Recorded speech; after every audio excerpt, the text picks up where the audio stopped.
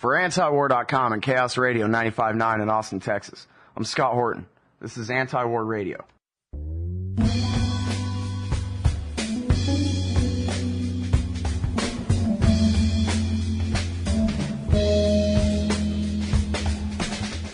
It's time for Pepe Escobar. He's a journalist based in Sao Paulo, Brazil. Writes a column entitled The Roving Eye for the Asia Times Online and is an analyst and correspondent for the Real News Network. And, in fact, I'll just finish reading this little Wikipedia entry here. His prescient article, Get Osama Now or Else, was published by Asia Times Online 2 weeks before the terrorist attacks of September 11th. Welcome back to the show, Pepe. How you been? Thanks for having me. Always a pleasure. Well, I'm really happy to have you here. I guess, first of all, let's talk about Iran and this article here. I guess this is from today, May 7th, 2010, at the Asia Times. Time for a nuclear samba. What's that mean? Well, it's basically what the Brazilian government is trying to do for the past year or so, in coordination with the BRIC countries, of course. There was the BRIC country summit in Brasilia last month, and they evolved their common position. Wait. Tell us what a BRIC country is. Oh, yes, of course. This was the American economist John O'Neill's prediction that the future counterpower in geopolitics would be the BRIC countries, Brazil, Russia, India, and China. It's very interesting because Goldman Sachs evolved the concept in 2001, and 9 years later they could not even conceive the fact that the BRICS nowadays, they are actually articulating themselves as a counterpower to U.S., I would say not hegemonic, but militaristic designs over the planet, let's put it this way. So the BRICS, they had a summit in Brasilia last month. It was very important, especially because in terms of coordinating their position on Iran. This means dialogue, no new sanctions. We can understand this from the point of view of China because of the oil, gas, and the energy game involved. And from the point of Russia because they sell technology for nuclear reactors and they sell weapons to Iran. From Brazil, it's different. The Lula government, let's not forget, I've been following Lula since the 70s. He started as a metal worker. He's a man of the people. He's from the global south. He's from the west. And he's a wonderful negotiator. So he was born to negotiate.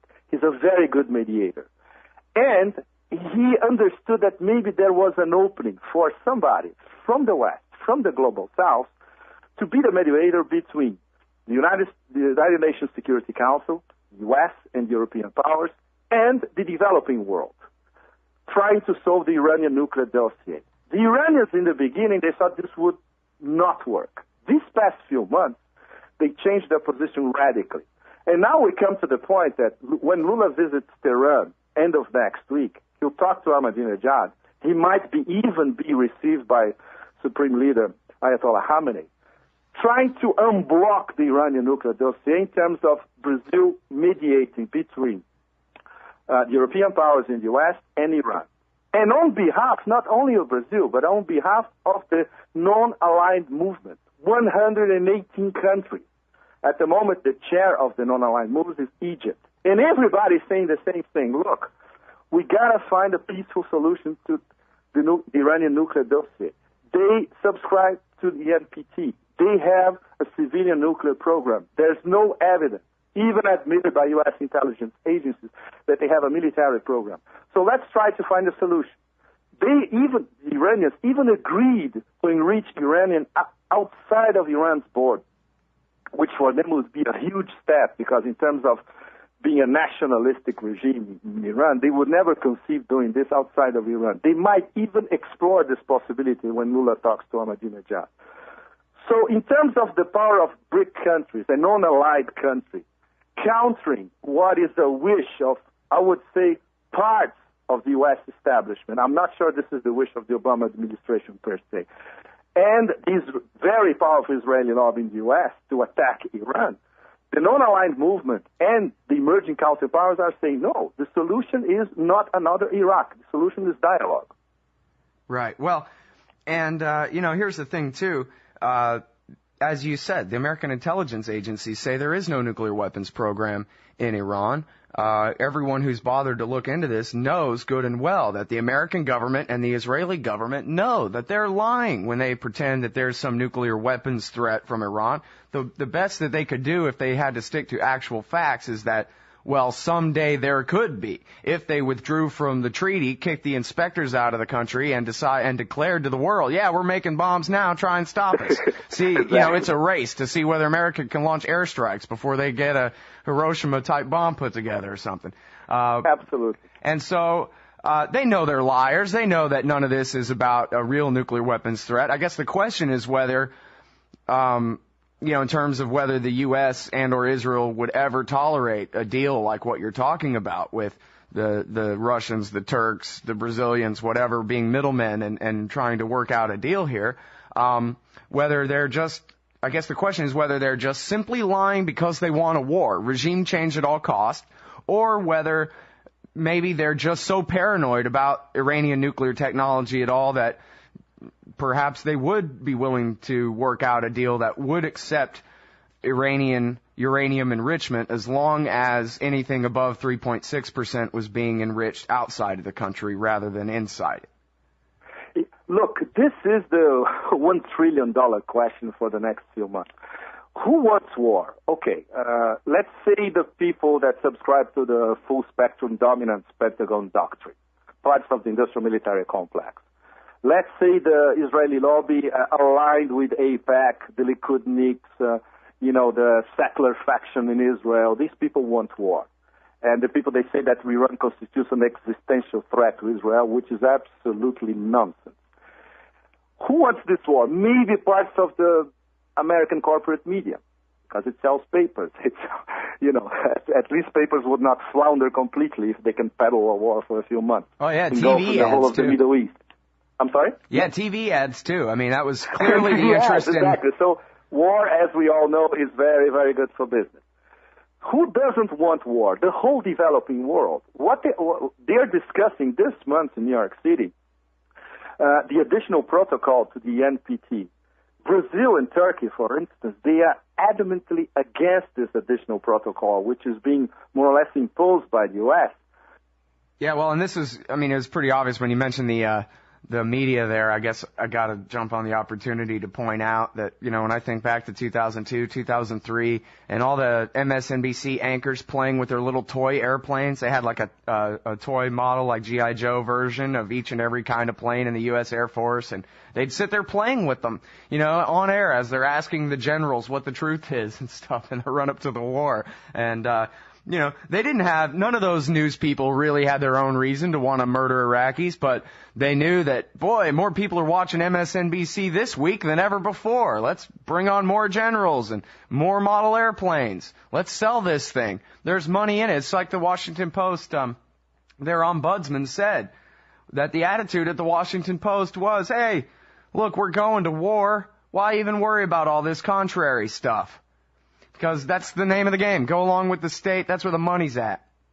These are huge corporations. They are holding corporations. They have a TV station here, a newspaper, a magazine over there. This is just a cog in their whole machine. So yeah. Information nowadays, as we all know, is on the net. Yeah. All right. So now, the net is fuel. Okay. So back to the real point here, Pepe, is the UN Security Council has said that Iran may not enrich uranium. And then, again, Obama, he's seemed to kind of imply that he's willing to accept enrichment up to 3.6%, as long as they're not doing the enriching up to 20%. He wanted to make him a deal where, look, you give us your 3.6%, U-235, and we'll give you some 20%. And it seemed like the deal broke down because the Iranians said, well, how about we swap? You give us 20 at the same time we give you our 3.6%. That way we know that you're not just going to have the French steal it from us and never give us our uranium back. And absolutely. And then the Americans said, nope, you got to give up all you got, and then we'll enrich it to 20% for your medical reactor. You can trust us. And that's where the deal broke down. Am I right? Yes, you're totally right. And in fact, they 3 countries were considered for the swap: Brazil, Turkey, and Japan. And Brazil's Lula proposed to the to the Iranians, look, why don't you try to do it with Turkey? They are your neighbors, and you have very good relations for the past few years. That if you do it in Brazil, it's too far away, it's too complicated. And the Iranians, they also like the Turkish option. So, they are negotiating the developing countries among themselves. And this is what startling in terms of geopolitics. They are totally bypassing the UN Security Council. Even if Turkey, Brazil, and Lebanon are non-permanent members at the time. But they are discussing among themselves and in coordination with the non-aligned movement. So it's a collision. I dubbed it a soft collision course between the Obama administration, especially Merkel and Sarkozy and Brown up to today in England, and the whole developing world. Because they say, look, if you subscribe to the NPT, you have a civilian nuclear program. You are entitled to the provisions of the NPT. And now we're not even entitled to follow the NPT like Iran is following up to now. So it's a question that concerns not only Iran, but the whole developing world in terms of civilian nuclear research. And this brings to the point I was talking before about the additional protocol to the NPT that forbids even civilian nuclear research. And major developing countries like Turkey, Brazil, they're saying, no, this is absolutely unacceptable. Okay, if we just accept that maybe Netanyahu is a paranoid schizophrenic or something, and he just can't stand the idea of 3.7. Yeah, but he has an agenda. Don't forget that. He may be a clinical case, but with a very clear agenda. Well, what I'm interested in is why would any American factions, other than just the American-Israeli Public Affairs Committee and so forth, what interest does any American political faction have in war, other than real kind of simple stuff like the media people want to make money? But obviously this is a terrible risk. What's it about? Yes. It's not about nukes, Pepe. What is it about? You're totally right. The whole thing is not about nukes. The whole thing is about full spectrum dominance and having a beachhead in Iran and controlling an extremely important regional power. The relationship ever since Khomeini took power has been mega antagonistic. They had a puppet. They lost their puppet, the Shah. They need that oil and gas. They want to be there because they want to prevent. Pentagon, CIA, parts of most of the U.S. Military intelligence establishments. They need to be in Iran to prevent deals between Iran and China, deals between Iran and Russia. It's still about who's going to rule over Eurasia. So this is the ideal question to be posed to our friend Dr. Zbigniew Brzezinski, who came up with the whole concept in the 90s. The United States has to control Eurasia, and for it has to bypass Russia and China, and it has to be frontally against Iran. So it's still the same game that has been playing for the past decade. Well, now, let me ask you this. With different terminology, of course. Here's the problem I have with that, though, is it seems like it makes sense. It seems like it's based on some sort of, rational interest. Like, somebody, maybe they don't want to be honest with average Americans about it, but maybe Brzezinski has figured out some real good idea about, or at least plausible theory as to why this land between Canada and Mexico over here in the North American island, why we ought to dominate all of Eurasia. It's like the Mackinder thesis or something from 100 years ago. The Mackinder thesis adapted to Cold War thinking. You bet. Yeah, but it seems to me like we're doing nothing but just blast trillions of dollars off into space, turn trillions of dollars into the form of high explosives for killing people with. It seems like the Iranians and the Chinese have never been closer, and it seems like this whole thing is absolutely stupid. It is, but that's the whole point. You cannot sell a stupid proposition like that to the whole world, and not even to a great deal of the American people, if they have access to information, if they know the facts, if they know the background, and if they know who the major players are. So like would you... is still advising Obama in the shadow. Would you agree with me then, Pepe, that if I said it doesn't matter who the Iranians sell their oil to, what if they built all their pipelines across Afghanistan straight into China? Why should I care? Should I care? No, of course not. First of all, because Iran as an energy corridor or as a producer of energy, the natural affinity for them is to trade with Asia, with parts of Southeast Asia, South Asia, Central Asia, and to sell what they have more to Europe. And this is what, if you talk to politicians in Brussels, at least those who think beyond their state fleet, they will tell you, look, we need a deal with Iran badly. We cannot do it because the Americans won't let us. We want to be there. We want to upgrade their technology because they are 30 years behind in many aspects. And we want to buy their oil and gas because we don't want to be dependent on Gazprom. But Europeans, as you know, they cannot even organize themselves to rescue one of their own like they were doing with Greece these past few days. Can you imagine developing an energy policy that is sound and that will benefit European Union members? The whole thing is stupid. It makes absolutely no sense. It only profits the war profiteers, of course, the industrial military complex, parts of the Israeli lobby, parts of the European elite allied with the American elite, and obviously it's the logic of the world in chaos. So we can profit from chaos because nobody's aligned against us, the elite. Okay, now, I think I'm up against sort of a conflict of explanations here, but I think maybe we're going to be able to split the difference and kind of work this out here if I hear you right. Okay. Well, now let me see if I can stumble through this in a way that'll make sense to you. Basically, Gareth Porter, who's my very, very favorite. He doesn't really... he's also one of my very favorites. Yeah, good. Everybody agrees about Gareth Porter. All right, now, his whole way of looking at this is that, forget about the oil, or at least certainly forget about the oil companies.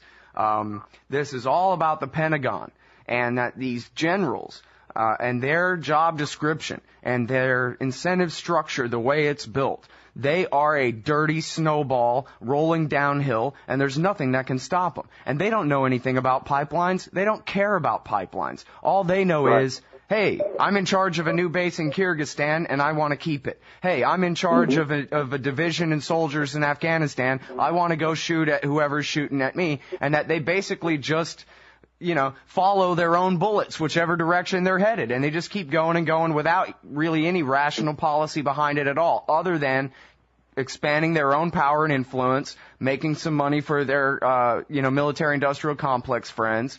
But that, as far as whether the pipeline goes to the port of Karachi, or whether it goes to China, or whether it goes from Iran or from Turkmenistan or whatever, that none of that is really what this is about. And so I just wonder, how you weigh the different considerations here, and how important you think these various considerations are in perpetuating a policy which, after all, is killing Afghans and Pakistanis every day for reasons that most Americans can't even put their finger on. We're not still hunting Ayman al-Zawahiri, I don't think. You're right. Look, I agree I discussed this with Gareth in 2008 when I was in Washington. We discussed this extensively. I agree with him completely. The only thing that I don't exactly disagree, I think it's about full spectrum dominance, and implied in all this is the conquest of Eurasia, or controlling Eurasia, or subduing the main Eurasian partners, China and Russia, and also about energy. And this, especially during the Bush administration, maybe there's not so much of an emphasis on energy nowadays with the Obama administration. Although they have one of the best American diplomats, Richard Morningstar, is Obama's envoy to Central Asia. He's dealing with Turkmenistan all the time, for instance. But it's a mix of both, of the three of it, in fact. Full spectrum dominance, conquest of Eurasia, and access to sources of energy and controlling sources of energy. For that to happen, they would need regime change in Iran. They will need a pro-Western government, which will never, by the way, give the U.S. control of Iranian oil and gas, oil fields and gas fields. So in other words, what you're saying is that perhaps what you're saying is it's not so much about what Houston wants. It's about the Pentagon's. It's the Pentagon's strategy to control the world depends on controlling the energy resources. It's exactly because everything is intertwined.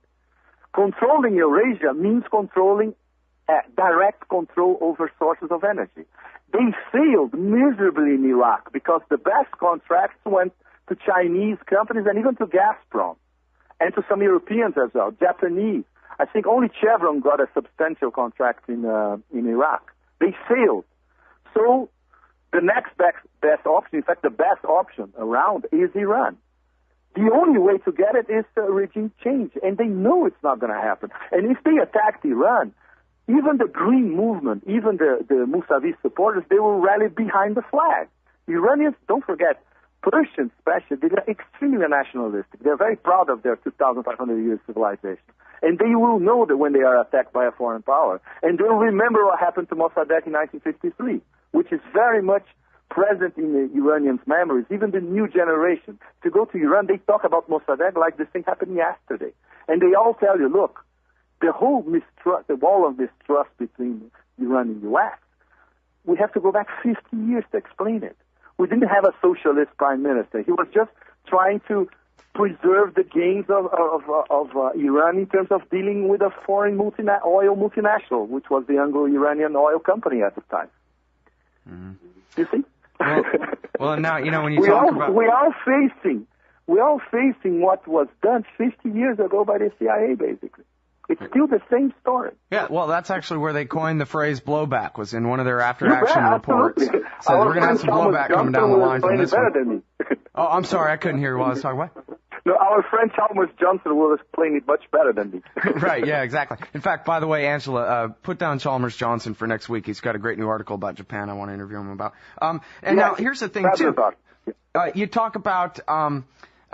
you know, they failed in Iraq. I actually read something maybe 2 or 3 weeks ago that said, oh, come on, oil obviously had nothing to do with the Iraq war, because just look at the fact, like you just mentioned, everybody except America benefited from the Iraqi oil. And, of course, I wasn't able to yell back at the idiot who wrote the thing I was reading, because he wouldn't have been able to hear me, that, yeah, that's just because you lost. And maybe you should have paid attention to that war going on for 7 years there. But America lost the Iraq war, and anybody can go to news.antiwar.com right now and read about how the Ayatollah Khomeini, the Ayatollah Sistani, and might as well call him the Ayatollah Muqtada al-Sadr, they're the winners of the American war in Iraq. Absolutely. We could call it the revised Wolfowitz position. Remember when Wolfowitz was saying that it's not about the oil? He was saying that in the late 2002, early 2003. Of course, they're saying that now because they lost. They didn't even know how to conduct a war. They were dominating a country. I remember Iraq in late 2003, early 2004. The Americans ruled the place, but they could not even control a street in Baghdad. And they were nominally in charge of the whole country, the whole administration, how to remaking a country from... It was actually year zero in Baghdad in 2003. And the Sunni... I remember the Sunni Iraqi insurgency saying, look, they may control the whole thing, but it was a little bit like a hip-hop image, you know. Oh, yeah, they control the day, but we control the night. And look what happened. They controlled the night, and they won in the end. Not the Sunnis, but the Shiites, including Muqtada al-Sadr.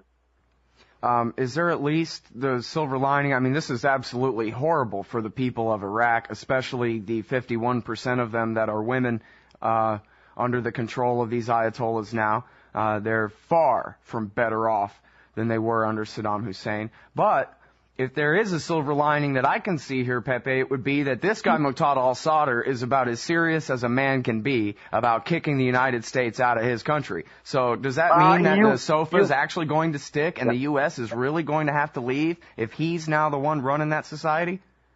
Or that government anyway? Look, this Muqtada and the Sadrists, they have extremely competent politicians. I was very impressed. I was not expecting that. When I was in Baghdad, last time I was there in 2007, I talked to a lot of Sadrists, and I was very impressed because they knew exactly what they were doing. They knew that they had popular support, not only in Baghdad and the Shiite south, but in other parts of Iraq as well, even in some parts of the north. And the Kurds, more or less, some Kurds at least, supported them. And it's a popular thing. Look, we want our country back. This is what they were saying years ago, and they were saying in 2007, they're still saying it now.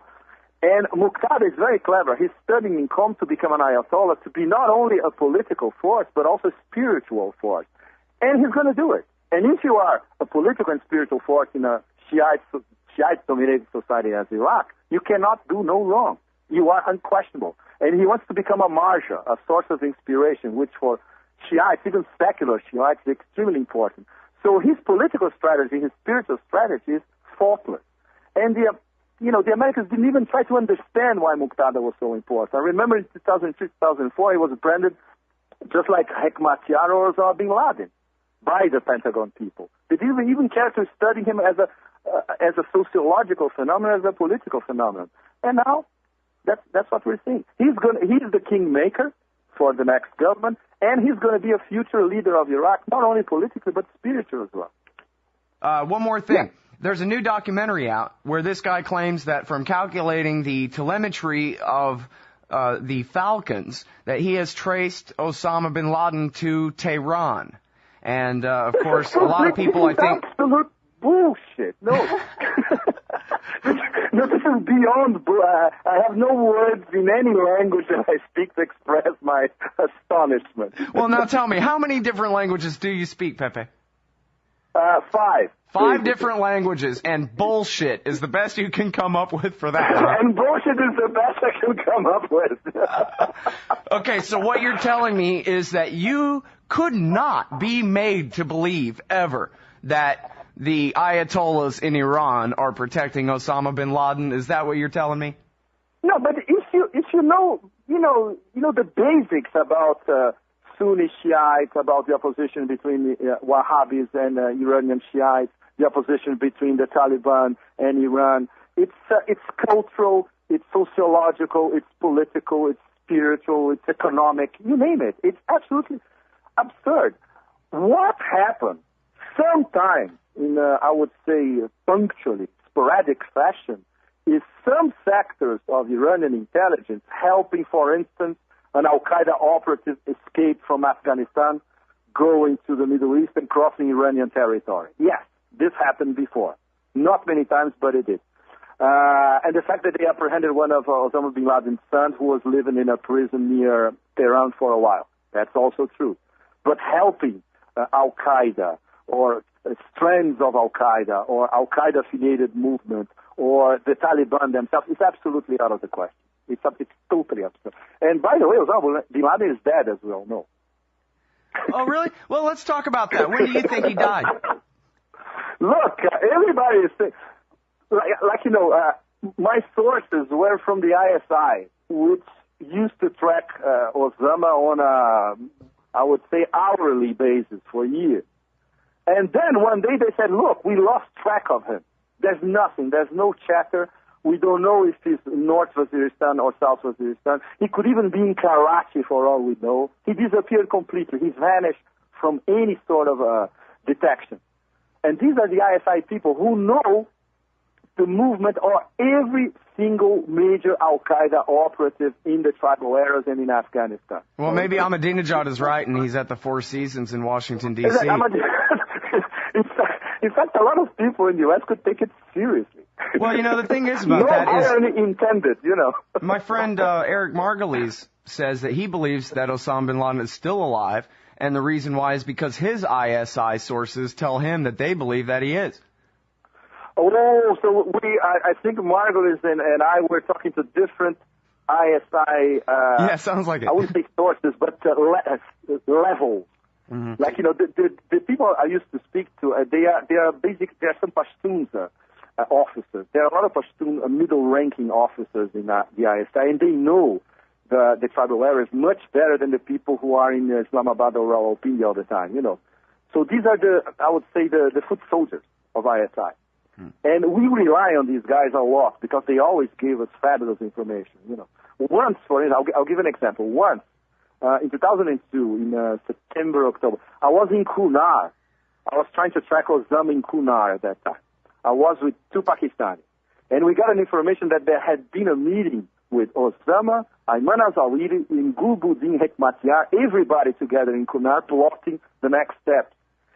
We found out through local commanders, obviously in a very Pashtun way, terse, lateral way, that this really took place. And it was one week before we actually got there. So we trust these people.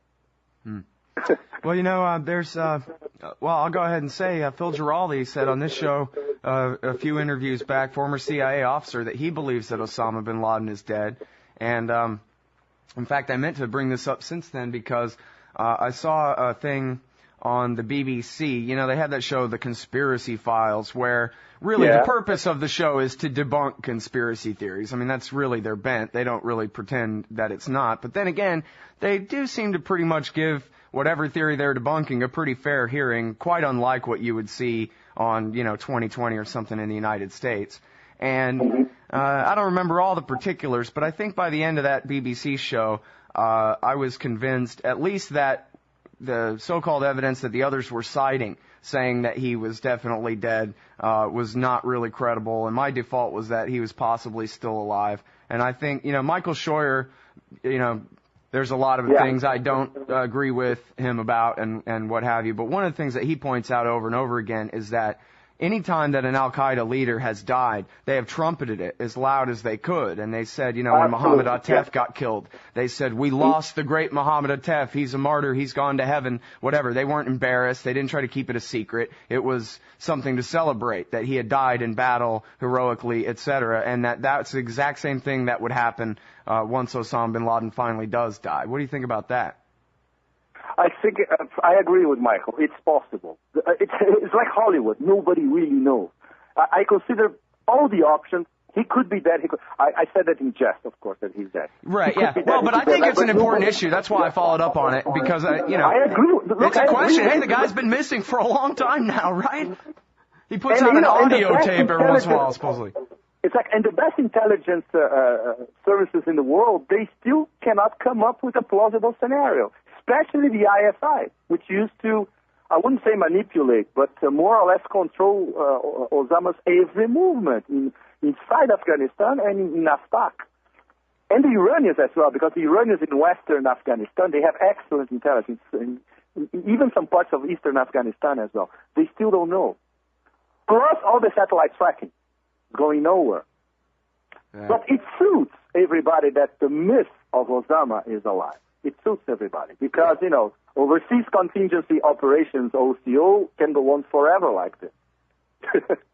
Sure. Well, and once he's gone, they can just build up a PR story about the next Zarqawi or the next Zawahiri or whoever they want. But they exist. Last year was Baitullah Masood. This year is Hakimullah Masood, which was not killed, by the way. It just showed up the other day talking to Al Jazeera. Right. Look, I'm here. I'm alive. Yeah, killed him 7 times so far. Exactly, 7 times. Just like Hekmatyar. Hekmatyar, I think, has been killed since 1995, practically every month. And he's still there. Oh, man. Well, and, I forgot if it was Jason or Jeremy. Somebody wrote on the anti-war blog, each time that they've claimed that they killed this guy Masood, 7 different times now, well, they killed somebody. Exactly. They kill a middle-ranking, affiliated with Haqqani or a middle-ranking Taliban. And, that's it. That's the leader. It doesn't matter because, by the way, the Masood family is huge. They can produce a new Masood Taliban in Pakistan by every day. So you're going to have to exterminate the whole family, actually. Hell, you know what? As long as we're over time here and you don't seem like you're in a hurry, let me ask you about the Haqqanis. Tell me everything you know about the Haqqanis, everything you think the audience should know about the Haqqanis, Pepe. Look, the Haqqanis, they were very, very active during the jihad in the 1980s. Then they disappeared from view during the 99. They struck I would say, reluctant alliance with the Taliban late in 1999, 2000. After the bombing of Afghanistan in 2001, they resurfaced, and Haqqani's son, in fact, resurfaced. Because Haqqani was, by the time he was probably, 50-something, almost 60, he was frail. So his son took over. And they, in terms of Pashtun collective unconscious, let's put it this way, they are very important because they were one of the most important Mujahideen jihadi families during the 1980s. But they are not as relevant to the 2010s than they were during the 1980s. So they are living a little bit after their myth, the myth they built 25 years ago. The most important element, I think, was the radicalization of the Masood clan. in the Waziristan. The Massouds were more or less out of the picture between, I would say, 2001 and 2005 or 6. When the States started to be, and NATO started to be much more present in Afghanistan, they radicalized because they said, look, we have to unite with our Pashtun brothers on the other side of this absurd Durand line. And then they started to be much more present. And they had a sort of, I would say, gentleman's or not so gentleman's Pashtun-style agreement with some Al-Qaeda operatives to set up training camps in Waziristan. So the Massoud family now is much more relevant than the Haqqani family. It's just like Hekmatyar. Hekmatyar, his party nowadays doesn't represent much. He's living off the fame that he accumulated in the 90s, and obviously the infamous fact that he bombed Kabul to smithereens when he was fighting against Massoud in 1994, 1995. Mm. So I think we have to pay attention to the Massoud family, most of all. Now, I interviewed one of your colleagues from the Asia Times. Salim. Right, Salim Shahzad. Salim, eh? Yeah, I'm Our sure. Karachi man. Yeah. Yeah, I'm sure I'm saying his name wrong. Now, the most important thing that he said on the show, I think, was that he believes that because of all the years of war that have been going on since September 11th, that when the Taliban that escaped to Pakistan, basically became so reliant on the few Egyptians and Saudi friends of Osama, the couple of few dozen Al-Qaeda, I guess, that escaped Afghanistan, to help run their operations for them, to organize, their raids and things like that, that really what's happened over these years is that the Taliban have become very Al-Qaeda-ized, as he put it, very much more intertwined with the Arab Afghans than they were even in 2001. And to hear him tell it, if and when the United States ever leaves Afghanistan, the Taliban absolutely will take the country back over again, and they will let Al-Qaeda use it as a safe haven from which to attack the United States, which is, of course, exactly what the American Enterprise Institute wants to hear. What's your take on that? I don't agree for two reasons. The agendas are different. Al-Qaeda, they want a global emirate, a caliphate, basically. The Taliban, in Pakistan and in Afghanistan, this is where they converge, both sides of the border. They want to get rid of foreigners in their own land. In fact, what they want is Pashtunistan. They want greater Pashtunistan, which should have, come to life at the end of the 19th, early 20th century. The British they invented the Durand lines to divide Pashtuns on both sides of the border, basically. And this is in their collective unconscious. If you talk to Pashtuns, on both sides of the border, what do you want for your future? I want to be united with my cousins across the border. Everybody's going to tell you that. And they see themselves it's a huge tribe, of course, but it's also a huge nation that doesn't exist. They are like the Kurdish in the Hindu Kush. So, that's one thing. The other thing is, in terms of military training, it's true. The Arab Afghans, they trained the Taliban in Pakistan to be a powerful militia force and very competent at that. They learned how to do suicide bombing, they learned how to do IEDs, you name it. They had no idea about that in 2001, for instance. But this does not mean that, supposing the Taliban take over the country, they would take over if they got back to government, let's put it this way, or they would take over 40-50% of Afghanistan. The north is Dari. The north is Tajik. They will never accept the Taliban. The northeast, the same thing. They would have south of Kabul, between Ghazni and Kandahar. They'll have the southeast, Jalalabad, Nangarhar province. They'll have the south, Helmand, and they wouldn't have the west because the west is controlled by Iran, basically. Ismail Khan is allied with Tehran. So they will have, 50% of the country. They wouldn't be able to rule it. At the time of their peak, don't remember, their peak was in 2000, 2001. They controlled 85% of the country. And still, Massoud, with his ragtag army, the Panjshir, was still managing to hold the Taliban off. The Taliban would never conquer the Panjshir Valley, north in Afghanistan or northeast Afghanistan. So, to believe that a few Arab Afghans would manage to control a Taliban government and have Al-Qaeda bases to attack the U.S. again, this is completely absurd. It's impossible for political reasons, for religious reasons, even for economic reasons, and for demographic reasons, you name it. It's out of the question. So I agree with Salim only 50% about the whole thing. You know, I always think about, if you allow me, we are preaching to the choir, actually. Huh? All of us, antiwar.com, plenty of websites in the U.S., a few websites in Spanish, some ones in Europe or in Asia. I think people more or less know what we're talking about, but everybody's powerless, in fact. There's no way this structure of the world system, as our friend Emmanuel Wallerstein would say, can be changed in the short run or even medium term. So the feeling of the anger mounts every day for all of us, I assume. Yeah, well, and that's such an important point, man. I mean, hell, I'll go ahead and ask you your take on the arrest of this Pakistani American for the attempted attack in Times Square. Oh my God! Look, it's fantastic because I've been reading the U.S. press non-stop for the past 3 or 4 days. Nobody said that this guy is basically a freelance jihadi. That's what he is. And this is the profile of the modern, I would say, virtual nomad of jihad. He was radicalized because of what he thought he saw in Pakistan, if he actually was there for a few months. If he was in the Waziristan and he saw the drones attacking civilians in Waziristan, obviously he had to be radicalized. But, he had a normal life in the West. He was living in the U.S.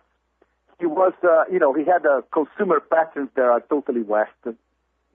But he felt an affiliation to the so-called virtual Ummah, the community of faithful, which nowadays is virtual. And everything happens on the net, and most of it happens in English, not even in Arabic. So then one day he decided, look, I want to put my mark in all this. I'm going to Times Square, I'm going to blow up people. But not because he was affiliated to Al-Qaeda, not because he was a convicted jihadi, not because he had studied the Quran back to back, or he felt that the Westerners were being aggressive towards infidels. No. Because he was living in the West, because he wanted to become a celebrity, that's for sure. No wonder, if we trust his reaction after the bombing, he was expecting the NYPD or the FBI to start talking like crazy. This is always a narcissistic personality. There's no question. And at the same time, he said that, no, I'm going to be doing something for my virtual brothers of the global Ummah, whom I know only on the Internet. And I doubt if he was actually trained in a camp in Waziristan. If you have 1 week of training in Waziristan, you know how to do an IED and you know how to build a bomb very, very well because the trainers are excellent. And they were trained by Al-Qaeda. And they were very competent. So I don't buy this idea of being trained in Waziristan. The fact that the Pakistani army, they are emitting different signals. So some are saying that he was, some are saying that they aren't. And the fact that he was the son of an army officer, the Pakistani army, is very embarrassing for them. Yeah. This also proves that even if you come from an elite in the Afghan area or in the Arab world, and you are not per se politicized, the actions of Western power, especially the U.S., in your own land, they can radicalize you to a point that you don't even know what you're doing. And perhaps he didn't even know what he was doing. He acted out of narcissism and out of an altruistic spirit at the same time. So very conflicting emotions in his head. And he thought he was vindicating his brothers, that he didn't even know. So it's a very complex phenomenon, and I wish we should study the psychology of Shahzad and not come with these knee-jerk reactions of, this was a crazy guy who wanted to blow people. It's much more complicated than that. Yeah. Michael Scheuer said for years that, the vast majority of the Muslim world basically agrees with Osama bin Laden about American foreign policy, not about what he says needs to be done about it. They don't want to join his jihad. But the idea that, I think the way he puts it is that the propaganda in America, they like to say, well, this is a twisted, most most radical, evil version of Islam that's not the real Islam or whatever. And at the risk of sounding like the war party, Scheuer is saying, no, this is not a radical, twisted, evil form of Islam. This is just Islam. What's radical here are the individuals who are the first ones who are willing to fight and die over defending what they see as Islamic land. But their perspective about the situation in terms of America's support for Mubarak and the Kings Abdullah and whatever is virtually universal in the Muslim world. Yeah, Michael is right, and you're totally right. That's it. There's an enormous difference in the Muslim world between the critique of Western aggressiveness and power and interference in the Arab and Islamic world, and the methods chosen by Osama, Al-Qaeda, Al-Zawahir, and anybody else to confront this. Their method is the madness. It won't accomplish anything. But their critique is straight on the money for anybody talking the streets of Cairo, in Amman, in Tehran, in Kandahar, in Peshawar. They'll tell you more or less the same thing. You're totally right. And the thing is that it's not droning aspect to that that's going to solve it. It would be to confront, for instance, the Pakistani elite, withholding money that would end up in the pockets of 50 families that rule Pakistan. It's, trying to isolate the Pakistani army. It's not the Pentagon having the Pakistani army in its pocket all the time. So basically it's a sociological question. It's an economic question as well. It's not a military question. But how you're going to convince the Pentagon or the U.S. intelligence establishment or the people who are praying for full spectrum dominance or the people who are still harbor the Cold War mentality, which Obama himself has denounced over and over again. You can't. And that's why we who write about it and follow it, we feel so angry. Because even if our readers and our viewers know it, even if they know what we're talking about, we are still a minority. All right, we got to cut it here. I got a million more questions, but that just means I got to get you back on the show more often and talk about these things. Well, it was a pleasure, as always. I really appreciate it, Pepe. All right, everybody. Okay. That is the great Pepe Escobar from the Asia Times Online. And, man, I'm running late. We'll be back.